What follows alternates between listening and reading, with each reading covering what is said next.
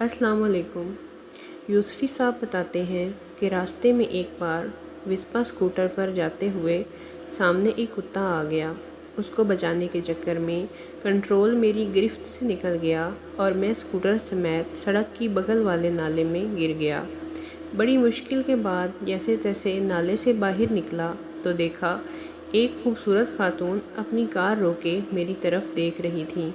उन्होंने पूछा, कहीं लगी तो नहीं? नहीं नहीं, मैंने जवाब दिया, मेरा घर नज़दीक ही है। उन्होंने कहा, चलो कपड़े साफ़ कर लो और थोड़ा आराम भी कर लो, आपको ज़्यादा ज़ख़म आए हैं या नहीं ये भी चेक कर लेते हैं। मैंने जवाब दिया, आपका बहुत बहुत शुक्रिया, मैं ज़रूर आपके साथ चलता, लेकिन मेरी बीवी नाराज़ हो जाएगी। आप बिल्कुल टेंशन ना लें, मैं एक डॉक्टर हूँ, चलिए। उन्होंने ज़ोर देकर कहा, मैं देखना चाहती हूँ कि कहीं आपको फ्रैक्चर तो नहीं हुआ है।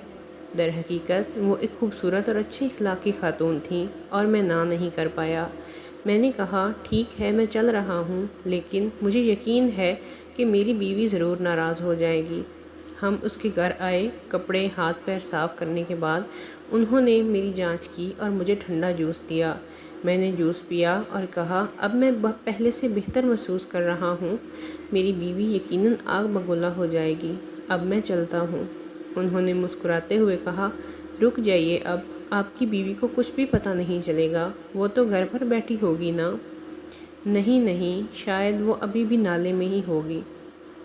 मज़ीद अच्छी वीडियोज़ के लिए हमारे चैनल को सब्सक्राइब करें।